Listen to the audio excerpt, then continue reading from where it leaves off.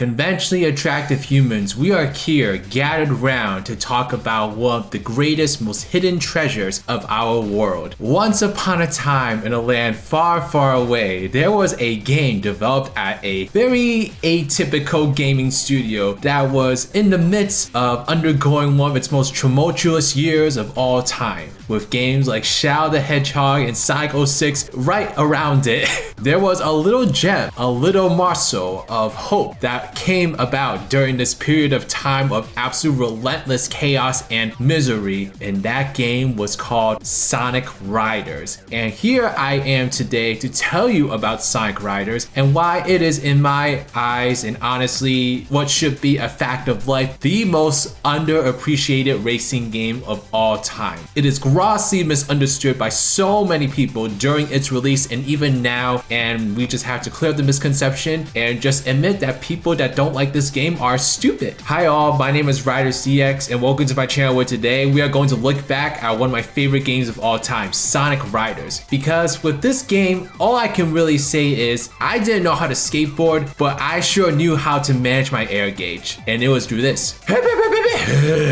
Sonic Riders is that bitch. Extreme gear, bro! It is an indescribable experience, and to this day, I just have found it very difficult to put into words why this game is so amazing and so fabulous. And honestly, anyone that dislikes it is a hater and also just like has a clear misunderstanding of the basics of life. But I think the easiest way to go about this is to talk a little bit about what Sonic Riders actually is, what are some of the misconceptions or some of the flaws that people point out about the game, and what my personal experience of the game is that brought me to this conclusion. So Sonic Riders. Sonic Riders is a racing game that came out in 2006 in between Shadow the Hedgehog and Sonic 06. So two very noteworthy Sonic games in the franchise, but for unfortunate reasons. Sonic Riders came off as one of the most interesting and different ideas that the Sonic franchise had ever pursued at the time, which says a lot because Sonic has obviously tried out a lot of different things throughout his career, especially around the 2000s time. But Sonic Riders had like a completely different style to it, had a completely different gameplay style from any other racing game that Sonic had ever touched before. It truly was its own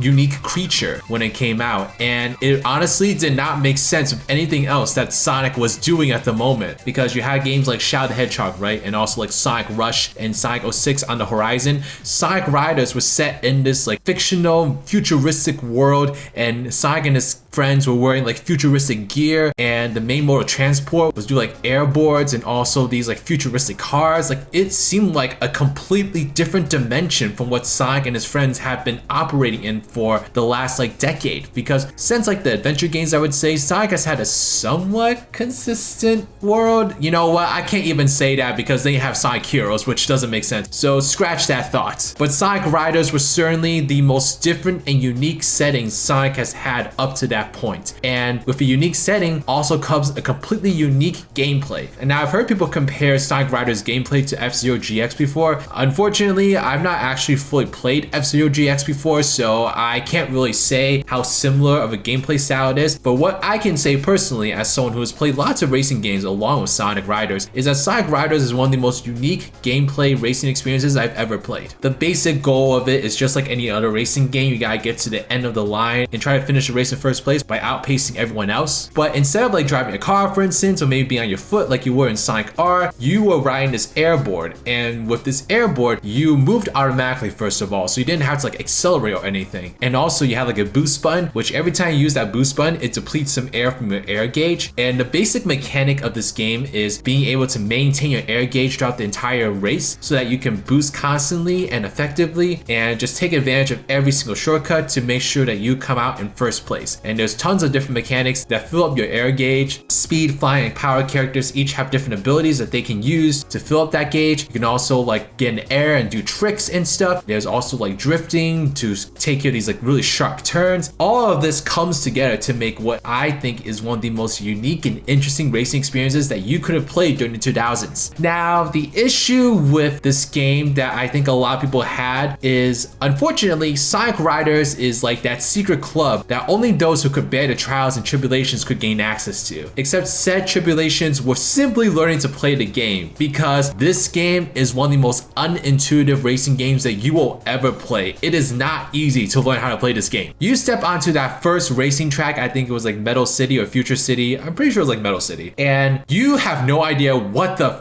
is going on. You just do not know what is going on. You just get started immediately onto the racetrack, and you just have to leave it up to the heavens that you somehow gain knowledge of how this game works, because the game really doesn't really tell you how to play it, which is a very unfortunate circumstance, because this is not like it's a Mario Kart clone. It's not something that people are outright familiar with when it comes to racing games. People really needed to have a proper way to learn this game. Did you know that hidden deep in the crevices of the extras menu is a tutorial video that has absolutely no help at all? For a game as unintuitive as Riders, this is like tossing a kid the periodic table and then testing them with a quiz on it the very next day. The game is not easy to play at all. It's a simple summary of what I'm trying to say here. And this is reflected in the critical reception towards this game, which was not very positive. It was very mixed, to say the least. So let's talk about my personal experience with this game, because it really does seem like I am blinded by nostalgia. And is that the case? Well, sure, but name me one person that isn't, and if you do, I'll kill them. It is perfectly normal to be blinded by nostalgia, and as like a kid, when I was playing this game, I had just entered middle school, so a lot of new experiences were happening to me during that time, and Sonic Riders was obviously just a game of great comfort to me that really took me through a lot of tough situations I was dealing with at the time as a middle schooler. Ever wondered why I called myself RidersDX? It's clearly because I'm part of a biker gang that terrorizes the elderly. Now, in all seriousness, this game actually holds a lot of sentimental value for me. If I can actually be genuine for a moment here, I was actually playing this game around the time my grandfather passed away. And so I remember it like really clearly, because I was in 6th grade and it was the winter time and I was deep into my studies. And then my mom just randomly told me, hey, we're going to California for the weekend. I was like,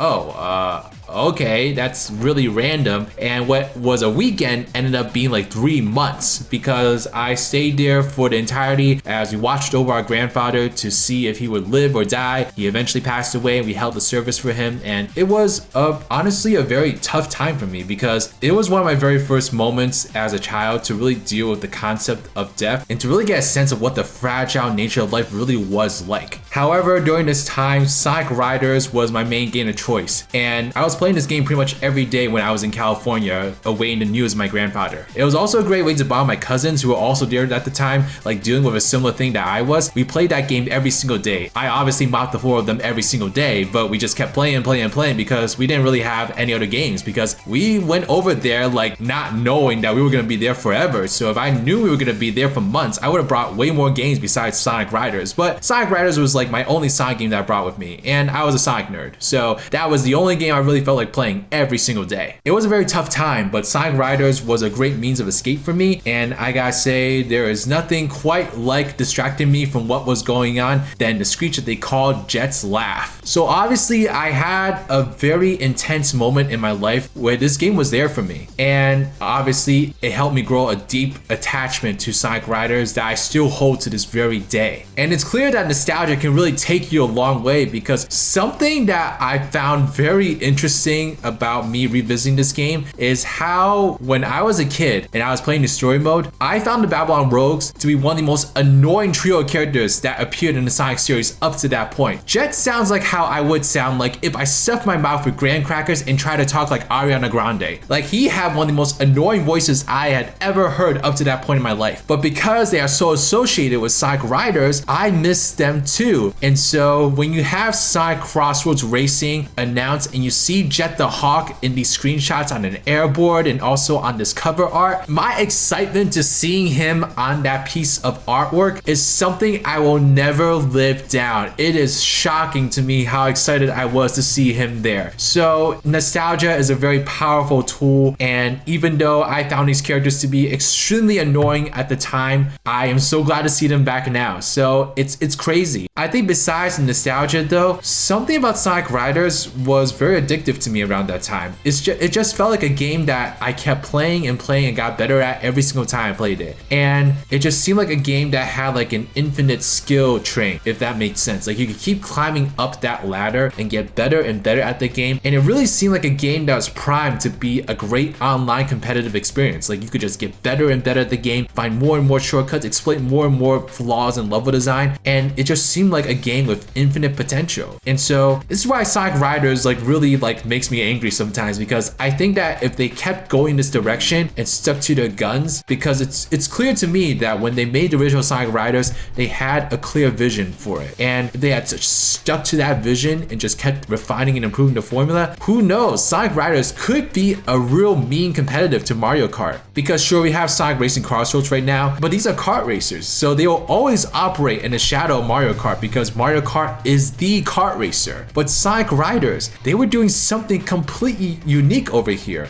and if they were able to hone it down and really make it work, it could have stood in its own right in the racing genre and not be in the shadow of its competitor. There are 2 other games in the Riders franchise, but unfortunately they are complete flops because they attempt to simplify the experience but in turn remove what made Riders special. Well, Zero Gravity at least. Free Riders doesn't exist to me. It does not exist. We don't talk about that game. But Zero Gravity took out all the complexities of the original Riders formula in an effort to make it more accessible and easier for players to get into, but as a result, it just doesn't have that spark. It doesn't have that fun to it anymore, that vibrancy that the original Riders had. In fact, this is even like expressed in like the color scheme of the game. Like it's so diluted and dull compared to the original Riders. It just feels like a lesser experience to Riders in every single way. And I just like, man, I know Sonic Team and Sega was struggling at this time. I know that they had no confidence in what they were doing with Sonic, but man, if they just kept going with Riders and kept refining that and kept going with the original vision,